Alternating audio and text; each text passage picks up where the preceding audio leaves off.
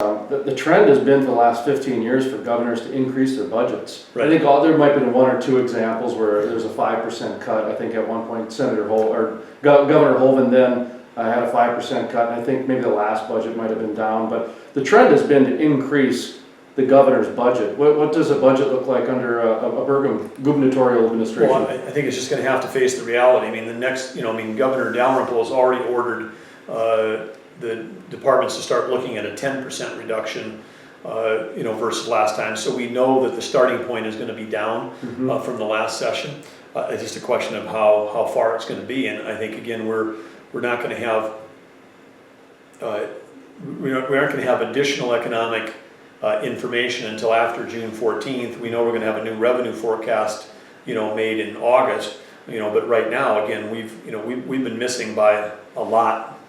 Not a little. I mean, in March, 2 years ago, the revenue that came in the state was $204 million. This March, it was $98 million, 52% off. And April was, similar things. So these aren't 4% or 10% misses. I mean, we're missing substantially, because when the price of oil went down, not only did the oil extraction and production taxes went down, but we also saw a huge drop in sales tax.